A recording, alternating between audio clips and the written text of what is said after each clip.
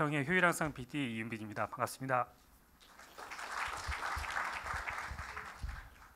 히트펌프 얼라이언스 정기 세미나를 이제 개최를 한다라고 연락을 주시고 간단하게 좀 발표를 좀 해달라라고 연락을 주셨습니다. 그런데 이제 연락을 받았을 때는 이렇게 많은 분들이 모이시는 자리인 줄은 몰랐습니다. 통상 세미나라고 하면은 작은 방에서 한 20명 정도 내에 모여가지고 아주 깊은 얘기를 나눈 경우가 요즘 많은데 보니까 상당히 많은 분들이 오셔서 깜짝 놀랐고요. 그리고 오늘 내용에서 힙펌프 관련된 얘기만 하는 줄 알았는데 봤더니만 여러 가지 다른 기술들을 어떻게 힙펌프에 접목을 시킬 것인가에 대한 얘기를 해주신 부분을 보고 상당히 이제 많은 이제 기술적인 확장 이런 부분에 대해서도 관심이 많으시구나라는 생각을 했습니다. 보시면은 히트펌프 기술 개발 현황과 향후 발전 방향이라고 제목은 이제 설정을 했는데 제가 이 자료를 준비하면서 순서에 이제 맨 처음에 김민석 교수님이 발표를 하신다라고 안내를 받았어요. 그래서 아마 IEA 관련된 사항이나 시장에 대한 사항들, 디테일한 부분들은 다 이렇게 서베이를 해가지고 잘 전달을 해주실 거다라고 생각했는데 역시 아주 디테일하게 숫자까지 많이 말씀해 주셔서 정말 감사드리고요. 그리고 저희가 이제 힙펌프에 관련된 관심들이 높아진 이유, 그다음 정책적인 사항들, 그리고 기술적인 현황이랑 향후 방향 크게 이제 세 가지로 이제 제가 자료를 작성한 거를 책자에서 확인하실 수가 있습니다. 근데 발표 전에 보통 이제 제가 다른 세미나 자리나 사람들 모여서 이제 얘기하는 자리에 가면은 물어보시는 게 가장 첫 번째 질문이 그럼 내년 과제는 어떤 쪽으로 하느냐라고 질문들을 많이 하세요. 그런데 이제 그 부분에 대해서는 제가 이제 말씀드리기가 좀 어렵다는 걸 미리 말씀드리고요. 하지만 최근에 힙펌프 관련돼서 언론에서 보도된 사항들 그리고 아까 첫 번째, 두 번째, 세 번째 발표에서 나왔던 이슈들이 상당히 중요하다는 부분에 대해서 다들 이제 동의를 하시거든요. 그 부분에 대한 부분들이 앞으로도 R&D 쪽에서 이제 다뤄지지 않을까라고 이제 생각을 하시면 되겠습니다. 발표 구조는 이제 전체 에너지 정책과 힙펌프 기술 개발 주제, 향후 발전 방향 크게 세 개로 되어 있습니다. 처음에 보시면은 확인할 수 있는 게 에너지 정책과 힙펌프 관련된 그 내용입니다. 저희가 이제 정책은 상당히 복잡하잖아요. 정치하고 정책은 다른 건데 정책이 집행되는 과정에서 R&D도 있는 것이고 연구자들이 이제 어떤 연구들을 할 수 있는 장이 마련이 되게 됩니다. 근데 통상 정책이 여러 가지 이슈들이 상당히 많이 있는데 여기 보시면 확인하실 수 있는 정책이 창이 열린다는 말이 있습니다. 그래서 수면 밑에 있었던 여러 이슈들이 테이블 위에 올라오고 사람들이 관심을 받게 되면서 실질적인 논의가 진행되는 것을 정책이 창이 열렸다고 하고요. 물론 정책의 창이 언제 열리느냐 문제가 상당히 이제 커진 부분에 사람들이 이제 인지하고 있고 혹은 정치적인 부분도 영향을 주고 정책적인 사항도 영향을 주게 됩니다. 그런데 다들 아시겠지만 정책의 창은 활짝 열렸다가 또 금방 닫히기도 합니다. 그래서 이런 창이 열렸을 때 이 창을 열어놓은 상태를 유지하는 것도 중요하고 정책이 창이 열린 이 이슈들을 실질적인 집행 과정으로 이끌어내는 게 상당히 중요하다라고 말씀드릴 수가 있습니다. 힙펌프 관련된 부분은 아마도 2021년도 IEA에서 발표한 이 보고서가 상당히 많이 인용이 되고 우리가 2030년, 2050년에 넷제로로 가기 위해서는 여러 가지 수단들을 총동원을 해야 된다라고 이제 보고서에 나와 있는데 여기 30번 이상 힙펌프라는 터미널로지가 나오게 됩니다. 그래서 힙펌프가 우리가 탄소 중립으로 가는 상당히 중요한 우리 가시권 내에 있는 기술이다라고 해서 언급이 되고 있고 이 보고서 발표를 기점으로 해서 정책단에서도 기술단에서는 계속 힙펌프에 대해 관심이 있었지만 정책 부분에서도 힙펌프가 중요하구나라는 부분에 대해서 재조명, 그래서 재조명이 중요합니다. 예전에도 힙펌프는 상당히 관심을 주기적으로 많이 받았었거든요. 그래서 재조명 받는 계기가 되었다라고 말씀드릴 수가 있습니다.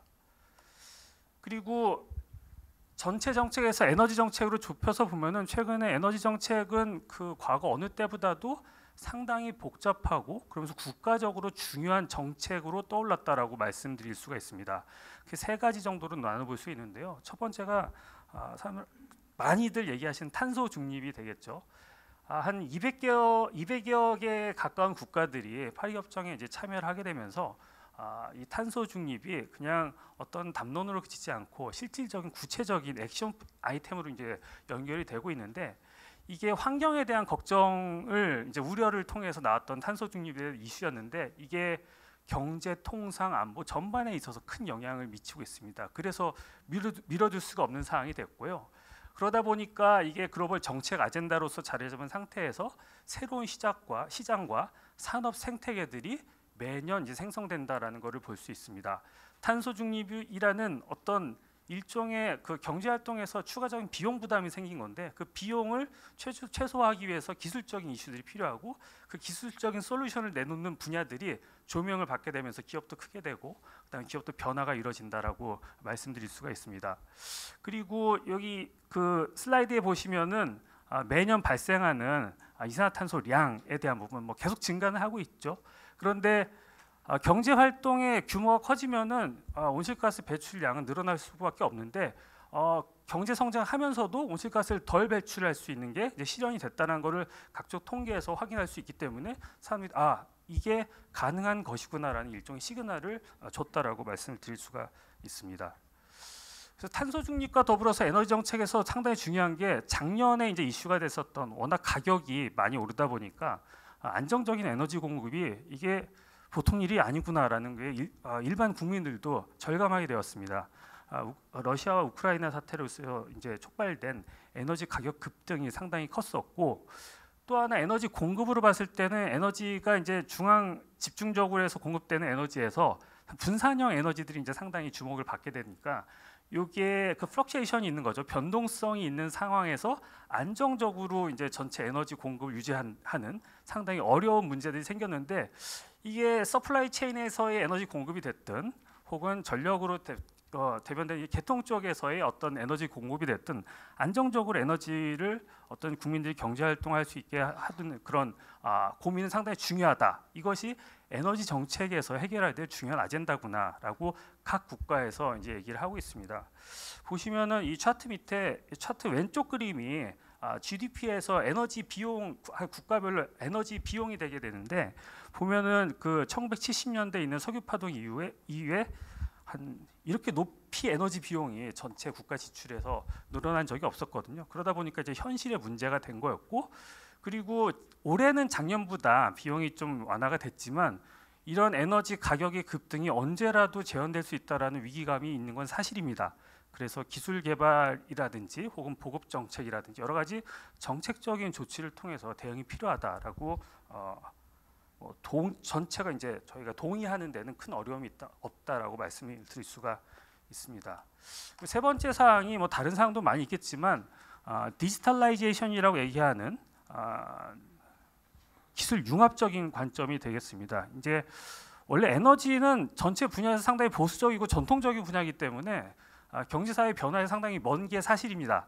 그런데 각 분야에서 정보통신이라고 이제 일컬어지는 기술의 적용이랑 보급이 상당히 이제 넓어지고 있었고 에너지 쪽 자체도 예외일 수는 없다라고 다들 얘기를 하고 계십니다. 물론 아까 이 제목에서 있었던 정책 분야에서도 ICT나 디지털라이제이션 자체에 대해서 상당히 이제 관심이 다른 분야보다는 비교적 상대적으로 적었고 좀 보수적이었었는데 요즘 상당히 적극적이거든요. 그래서 이런 디지털화에 대한 부분에 대해서는 이게 가속화되는 거를 거스를 수가 없구나라고 생각을 하고 있고 그게 에너지 쪽에서 상당히 복잡한 문제가 야기되는 거는 우리가 데이터를 통해서 에너지가 거래가 되고 있고 또 이제 어떤 그 제어도 될 수 있는 여러 가지 새로운 세상이 열린 것이고 중앙 집중적이 아닌 양방향으로 어떤 에너지에 대한 그 공급과 수요 이런 부분에 대한 위치가 전통적인 그 스트럭처에서 이제 변경이 됐다라는 부분이 되겠습니다. 그러다 보니까 에너지 산업 생태계도 거의 100년 만에 가장 큰 변화가 일어나고 있고 전통적인 대규모 기업들이 새로운 기업들이 인수합병하기도 하고 혹은 새로 떠오른 최근 10년 안에 이제 창업된 기업들이 에너지 분야로 이제 진출할 수 있는 예전 같았으면 상상도 못할 일들이 상당히 많이 벌어지고 있습니다. 그러다 보니까 이제 기업 쪽에서도 이게 에너지 쪽이 그냥 편하게 쭉 현상 유지하면서 갈 수 있는 그런 분야가 아니게 되었고 변화에 적응을 해야 된다. 그래서 이런 부분이 기술 융합으로 저희가 이제 이해할 수 있고 에너지 정책에서 큰 이슈다라고 말씀드릴 수가 있습니다. 근데 요 세 번째 이슈 기술 융합에서 왼쪽에 있는 게 이제 플로피 디스켓인데 아마 여기 계신 분들은 대부분 이걸 다 쓰신 분들로 제가 이해를 해도 되겠죠. 물론 제 아들들은 잘 모릅니다. 왼쪽에 있는 이 네모난 게 뭔지. 저희 집에도 있는데 학위 논문은 이제 플로피 디스켓에 들어 있거든요. 그런데 이제 열어볼 수 있는 디바이스가 없어가지고 저는 못 열어보고 있는데 아무튼 이때만 해도 데이터는 굉장히 비쌌거든요. 근데 요즘은 데이터가 무지무지 싸졌습니다. 매우 저렴해진 데이터 가격이라는 것은 바꿔 말하면은 매시브한 데이터를 축적하고 그걸 활용할 수 있는 세계가 열린 거거든요. 에너지 쪽에서도 그래서 이런 데이터 비용이 저렴해진 부분에 대해서 이제 활용할 수 있는 기회가 늘어났고, 그런데 이제 보통 에너지는 이렇게 그 탱저블한 쪽에 상당히 가까운 인더스트리인데 데이터는 이렇게 손에 잡히지 않거든요. 그렇기 때문에 규제의 영역이 상당히 많이 들어있고 어떤 기준이라든지 법칙 같은 거 이제 법률 같은 걸 많이 제정하는 그런 부분에 대한 이슈가 있어서 에너지 쪽에 상당히 이제 어려워하는 부분이기도 합니다. 그래서 발달이 좀 더딘 부분도 있고요. 하지만 기술 융합에 대한 부분은 에너지 정책에 상당히 중요한 이슈다라고 것에 대해서는 변함없는 거고요. 그리고 이런 에너지 정책에서 힙펌프가 2021년 물론 예전에서부터 이제 중요는 했지만 왜 중요해질 수밖에 없었는가?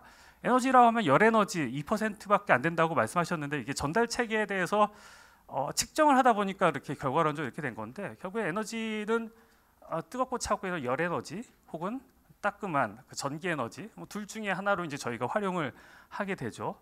물론 열이나 전기를 우리가 이제 일로 바꿔서 일상생활에서 활용하기도 하고 산업 현장에서 이제 활용하기도 합니다.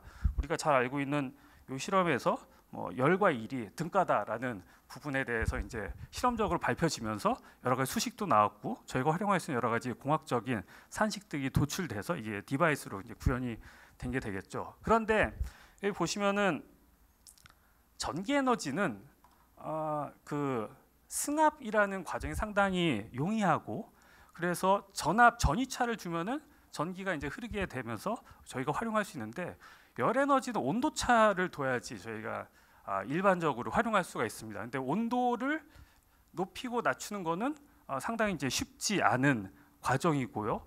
그래서 그 과정을 할 수 있는 게 힙펌프인데 물론 이렇게 온도가 높은 곳에서 낮은 곳까지 온도가 높은 부분과 낮은 부분을 이렇게 놔두면은 중간에 아무 일도 하지 않는다면은 온도가 이제 중간 온도로 수렴을 하게 되겠죠. 근데 중간에 이제 여기가 우리가 이제 2를 적용해 줬을 때 자연적인 현상과 반대로 온도가 낮은 쪽에서 높은 곳으로 열이 이동할 수 있는 이 디바이스가 힙펌프이기 때문에 우리가 열 에너지를 제대로 활용하기 위해서는 원하는 온도 조건을 만들어야 되고 그 온도 조건을 만들어 줄 수 있는 게 힙펌프다 보니까 최근에 있는 에너지 정책에는 여러 가지 P2X부터 시작해서 여러 열 네트워크나 혹은 고율 기기 쪽에서 빈번하게 힙펌프라는 개념이 등장할 수밖에 없습니다. 이런 온도를 만들어주는 디바이스가 힙펌프밖에 없기 때문에요. 하지만 이 기술 자체는 굉장히 오래된 기술이기 때문에 정부 R&D 과제라든지 특허라든지 찾아보면 굉장히 많은 기술들이 지난 수십 년간 시도가 되었고 그 다음에 이제 알려졌다는 것을 확인할 수가 있습니다. 그래서 이런 힙펌프를 에너지 정책 관점에서 아까 말씀드린 탄소 중립이나 안정적인 에너지 공급이나 기술 융합 관점에서 봤을 때 힙펌프라는 기술이 어느 정도 만족하는가라는 거를 이제 굉장히 만족한다 혹은 만족하지 않는다 이렇게 볼 수 있는데 탄소 중립이라는 그 정책적인 어떤 가치 실현에 있어서는 힙펌프는 매우 만족한다는 거에 대해서는 반대하는 분은 거의 안 계실 거라고 생각합니다. 근데 이제 밑으로 갈수록 좀 달라지는데 안정적인 에너지 공급으로 맞느냐 힙펌프가 아까 어떤 개통에 대한 문제도 있고 전력 에너지를 어떻게 잘 현장에 설치할 수 있는지에 대한 문제도 있는 거기 때문에 안정적인 에너지 공급에서 봤을 때 무조건 예스냐? 근데 예스가 되도록 만들어주기 위해서 기술 개발이 많이 필요한 부분이고요. 그리고 기술 융합, 디지털라이제이션으로 대변되는 기술 융합에 힙펌프가 굉장히 정합성이 높으냐? 다른 기술 분야보다 높으냐? 여기에 대해서는 무조건 예스다라고 말씀을 하시기엔 상당히 어렵지 않을까 생각이 됩니다. 비교적 다른 기술에 대비한 평균적인 정도의 RCT 혹은 디지털라이제이션과 이제 궤를 같이 하고 있는 것 같고, 다른 분야보다 더 빠르게 힙펌프 쪽이 어떤 그 RCT 융합이나 디지털라이제이션에 적용하고 있는 것 같진 않습니다. 한 평균적인 속도로 가고 있는 것 같고요. 그래서 예스랑 이퀄의 한 중간 정도가 되지 않을까 싶습니다. 그리고 에너지 정책에서 많이 언급되는 산업 생태계나 안전, 친환경 이런 이슈로 갔을 때 힙펌프가 무조건 정책적으로 9점 척도의 9점인가에 대해서는 이슈가 많이 있죠. 아까 얘기 나왔던 냉매를 봤을 때도 이게 친환경 냉매에 대한 이슈가 나온 거는 기존의 값싸고 기계적 화학적으로 우수한 냉매들이 환경적으로 안 좋다는 게 밝혀져서 이제 바꿔야 되는 부분이 있기 때문에 그런 친환경을 만족하기엔 또 다른 이제 기술 개발이 필요한 거고요. 그래서 이런 그 전체 정책 도메인으로 봤을 때는 만족도에 좀 차이는 있는 것 같다라고 얘기를 드릴 수가 있습니다. 그러면 평균적으로 봤을 때 힙펌프는 굉장히 중요하고, 그 다음에 최근 몇 년 동안에 탄소 중립이라는 이슈가 에너지 정책에서 가장 중요한 위치를 잡았기 때문에 힙펌프가 매우 중요하기 때문에 여러 가지 힙펌프 관련된 기술 개발들이 이제 진행이 되고 있다는 것을 우리가 확인을 할 수가 있습니다. 언론을 통해서도 볼 수 있고, 논문을 통해서 볼 수 있고, 여러 가지 학회나 세미나에서도 확인할 수가 있고요. 정부 정책이나 로드맵에서 가장 쉽게 확인하실 수 있는 게 이게 이제 에너지 기술 로드맵 2021년도 12월에 발표된 로드맵인데, 이게 이제 에너지 설비 쪽, 그러니까 탄소 중립 관련된 여러 가지 기술 분야 중에서 에너지 설비 쪽에 이제 책자를 보시면, 혹은 유튜브나 책자를 보시면은 여기에서 보시면은 에너지 설비의 전기화 및 무탄소화는 큰 네 가지 꼭지 중에서 두 번째 꼭지 중에 힙펌프가 자리 잡고 있는 것을 확인할 수가 있고요. 보시면 숫자까지 나와 있습니다. 2030년, 2040년이라는 어떤 타임 프레임이 이제 적혀져 있고, 2030년도까지 가야 될 힙펌프 공급 온도, 그다음에 2040년도까지 가는 힙펌프 공급 온도가 나와 있습니다. 이게 이제 칠러랑 힙펌프를 같이 놓고, 어차피 이제 증기압축 사이클을 봤을 때는 바텀 사이클을 쓰냐 윗부분을 쓰냐에 따라서 칠러냐 힙펌프냐 뭐 같은 사이클이기 때문에 여기서는 이제 공급 온도를 확장해 간다라는 개념으로 로드맵에 나와 있는 거고요. 그 저온 쪽으로는 더 낮은 온도를 공급할 수 있게 디바이스를 개발을 하고, 고온 쪽은 더 높은 온도를, 그러니까 수요 어떤 요구 사항에 맞는 높은 온도를 공급할 수 있도록 힙펌프를 개발해 나간다. 그게 앞으로 2030년, 2040년 전진적으로 그 높여가고 낮춰가는 목표값을 확인할 수가 있습니다. 그래서 온도 관련된 기술 개발 주제는 계속 유지가 되겠구나라는 걸 확인할 수가 있고요. 또 하나 여기 보시면은 GWP, 원래는 ODP만 보다가 이제 GWP도 많이 보게 됐고, 요즘은 GWP 이후에 더 이제 보건적인 부분까지 보게 돼서 상당히 복잡해졌지만, 지구 온난화 지수라는 것을 몇에 맞추느냐라는 이슈도 있고, 여기 보시면은 150, 10이라는 숫자가 상징적으로 나와 있습니다. 물론 이 GWP 지구 온난화 지수를 맞추기 위해서 작동 유체를 바꿔야 되기 때문에 저희 워킹 프루이드를 바꾸면 디바이스가 다 바뀌잖아요.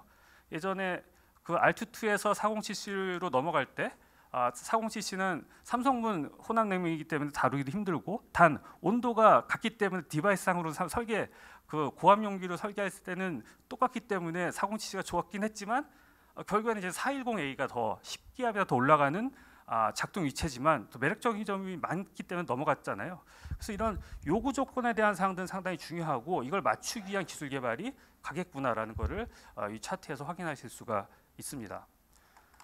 그리고 작년 12월에 발표된 기후변화 대응 기술개발 기본 계획에서도 힙펌프 기술개발 주제가 어떻게 가겠구나라는 것을 확인할 수 있는 내용이 나와 있습니다. 이 기술개발 기본 계획을 확인해 보시면은 온실가스를 감축하고 기후변화에 적응하고 혁신 생태계를 조성한다. 크게 세 가지 그 필라가 나와 있는데, 그 중에 첫 번째 필라인 온실가스 감축에 보시면은 힙펌프가 자리 잡고 있습니다. 보시면은 온실가스를 배출하는 화석 연료 대신 전기를 사용하는 해서 뭐 기술을 적용하는데, 주요 기술 목표로서 힙펌프의 공급 온도 250도라는 온도가 적혀져 있는 거 보면은 지금 있는 온도보다 더 높은 온열을 제공하는 힙펌프 디바이스의 개발이 이루어지겠구나. 그리고 250도는 우리가 주거 영역은 아니기 때문에 산업용 힙펌프에 대한 기술 개발이 있겠구나라는 것을 바로 확인할 수가 있습니다.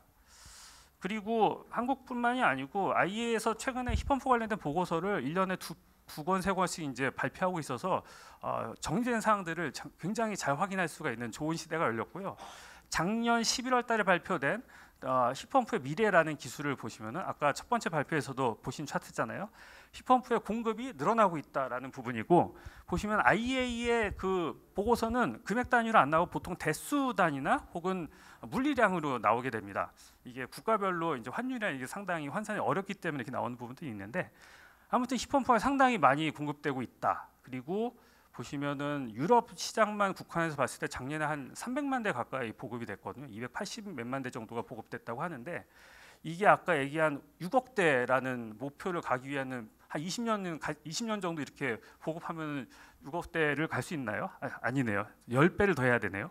아무튼 힙펌프가 이렇게 많이 보급된 거는 물론 탄소 중립 때문만은 아니죠. 러시아의 가스 관련된 사항들도 있기 때문에 이렇게 간 부분이 있는데, 그러다 보니까 우리나라에서도 대표적인 기업들이 L모사나 S모사 같은 경우에는 유럽 시장에서 큰 기회를 맞이하게 됐고요. 이게 이런 급탄까지 대응할 수 있는 힙펌프라든지 이런 부분에 대해서는 한국의 어떤 법제도나 컬처에 좀 맞지 않아서 출시를 좀 늦추고 있었는데, 기술은 완성된 부분이 있었기 때문에 시장이 열렸을 때 바로 이제 대응이 가능한 부분이 있었습니다. 보시면은 아무튼 이런 힙펌프의 미래라는 부분에 기술 주제들이 마지막 장에 나와 있습니다. 이제 이게 갑자기 시장이 성장하다 보니까 여러 가지 이슈들이 많이 있는 거예요. 물론 R&D의 주제뿐만이 아니고 보시면은 실질적으로 갑자기 보급이 늘다 보니까 현장에 설치할 수 있는 숙련된 기술자까지 이제 문제가 있다라는 언급도 있거든요. 이게 대한민국 같은 경우에는 천장에 걸려 있는 VRF 시스템 같은 경우에 처음 진출했을 때 이게 이제 다실에 걸쳐 있는 분지 시스템이죠. 분지 시스템에 대한 설치 경험이 있는 분들이 적다 보니까 냉매 라인하고 이제 신호 라인을 이렇게 교차해가 설치해가지고 날리는 부분이 이제 많이 있었거든요. 그런 일들이 유럽에서도 갑자기 시장이 커지다 보니까 늘어나고 있다라는 부분. 그래서 R&D에 대한 기술 개발뿐만이 아니고 인력 양성에 대한 부분 상당히 중요하구나라는 것을 확인할 수가 있고요. 그리고 그 IEA에서 아까 얘기 나왔었던 HPT 힙펌프 관련해서 모인 그 TCP의 하나의 여러 이제 기술 분과 중에 하나인데 힙펌프 분과인데요. 여기에서 이제 안엑스라는 부분을 이제 부속서라고 저희가 얘기하는데, 넘버별로 이제 하나의 이슈들이 있습니다. 아까 나온 58번 같은 경우가 고온 힙펌프에 대한 부분, 그리고 이제 힙펌프 관련된 작동 유체의 어떤 친환경성, 로우 GWP 힙펌프 같은 이슈, 그리고 IoT와 관련된 힙펌프 이슈들을 확인할 수가 있고, 여기에 있는 기술 이슈들 지금까지 60개 넘는 기술 이슈들 중에 한 45개, 50개 정도는 이제 이미 종료가 돼서 결과가 나왔고, 새로운 이슈들이 이제 제안이 돼서 진행이 되고 있는데 각 국가별로 상당히 이제 많이 참여하고 있다는 것을 확인하실 수가 있습니다. 그리고 주목할 만한 부분은 어떤 랩 스케일러의 어떤 그 힙펌프 실험뿐만이 아니고 실증까지 상당히 대규모 실증까지 진행하고 있다는 것도 이제 보고가 되고 있기 때문에 이 힙펌프에 대한 부분이 상당히 이제 대용량 힙펌프의 시장도 벌써 열렸고 앞으로 커지겠구나라는 부분을 확인할 수가 있고, 그 대용량 힙펌프를 만족하기 위한 여러 가지 기술 엘리멘트들을 이제 다뤄야겠구나는 부분을 생각해 볼 수가 있습니다. 여기 56번까지는 다 이제 종료된 과제가 되겠고요. 그리고 온도만 보통 이제 얘기를 하시는데 올 초부터 다시 이제 언론에서 얘기가 많이 나온 친환경 냉매에 대한 이슈. 이게 보통 힙펌프의 냉매가 중요합니다라고 하면은 이 커뮤니티가 아닌 바깥쪽 분들은 잘 모르세요. 이게 무슨 얘기인지. 그럼 냉매만 바꾸면 되는 거 아니냐? 이게 이제 드롭인이라면은 압력 똑같고 해서 냉매 작동 유체 바꿔서 할 수 있겠지만 압력도 바뀌게 되고, 그다음 이제 비체적이라는 부분도 바뀌고, 설계도 바뀌고, 윤활 계통도 문제 있고 상당히 복잡한 문제들 많이 생기거든요. 그런 복잡한 문제들을 앞으로 풀어야지 여기 이제 나와 있는 여러 가지 요구 조건을 만족하는 다양한 힙펌프들을 개발할 수 있겠다라고 생각할 수 있고, 보시면 힙펌프가 인더스트리얼 힙펌프도 있지만 레지덴셜, 커머셜 힙펌프 혹은 수송 쪽에 있어서도 요즘은 전기차가 많이 보급되면서 힙펌프 없이는 그 주행 거리 달성이 힘들거든요. 그래서 상당히 이제 중요한 이슈가 됐고, 차량 쪽의 자동차 업체들은 히펌프에 대한 이슈를 선진국에서 만든 냉매로 지금 대체 냉매를 적용해서 끝났다라고 생각했는데 PFAS라는 문제가 생기면서 새로운 문제가 다시 생겼고, 그럼 자연 냉매로 가야 되는데 예전 10년 전에 이제 큰 사고도 있었고 이거를 자연 냉매로 가는 게 맞느냐라는 고민이 지금 진행 중이다라고 생각할 수가 있습니다. 그래서 바꿔 말해서 보면은 우리 생활 주변에 있는 수송이라든지 우리가 살고 있는 건물, 그다음에 산업 현장 전반에 걸쳐서 히펌프 관련된 여러 가지 이슈들이 온도 조건, 작동 유체, 그다음에 여러 가지 규제 사항들을 만족시키기 위한 굉장히 많은 R&D 요구가 있다라고 바꿔서 해석할 수가 있습니다. 그럼 이러한 요구 사항들이 R&D를 어떻게 되고 있느냐 보시면은 최근 착수 과제 목록을 확인하실 수가 있죠. 요즘 NTIS라는 시스템도 있기 때문에 검색하시면 바로 나오는데 애기평에서 에너지 효율 혁신 쪽에서 작년이나 올해 각각 3개씩의 과제가 착수가 됐는데, 올해 상반기 때 이제 착수된 3개 과제 중에 하나가 산업용 대온도차 히펌프 시스템 핵심 기술 및 실증 운영 기술 개발이 되겠습니다. 보시면은 이게 굉장히 천알티급의 대용량 히펌프 기술 개발이 진행이 됐구나라는 부분을 확인하실 수가 있고, 그러면 이 한 과제로서 끝이냐? 아까 말씀드렸듯이 온도나 작동 유치에 대한 여러 가지 이슈가 있기 때문에 히펌프에 대한 건 계속 더 저희가 고민을 더 깊이 해야 될 필요가 있고, 실질적으로 성과가 나올 수 있는 실증 중심의 R&D가 진행이 되지 않겠는가라고 조심스럽게 생각해 볼 수가 있습니다. 그래서 향후 발전 방향은 지금 시간이 많이 돼서 약간 줄이고요. 열에너지 수요를 대응할 수 있는 각 온도별로 맞춤형 히펌프, 건물용 히펌프가 다 끝난 게 아닙니다. 이게 작동 유체가 변경돼야 되기 때문에 그렇다고 해서 굉장히 불이 잘 붙는 그 가연성 높은 히펌프를 대용량 커머셜 빌딩에 놓을 수 있을까? 법제도적인 문제도 있고요. 그다음에 차량수도 마찬가지죠. 여러 가지 문제들이 있고, 그리고 이런 숙제를 해결하기 위해서 R&D 주체가 협력이 필요한데, 우리가 보통 얘기하는 출연연이 있고, 그다음에 대학이 있고, 중소기업, 대기업이 상당히 많은 주체들이 있잖아요. 그런데 여러 가지 기술들이 뜨고지고 하면서 히펌프, 열에너지 쪽에 연구자들이 충분히 있는가? 제가 생각에는 충분하지 않은 것 같습니다.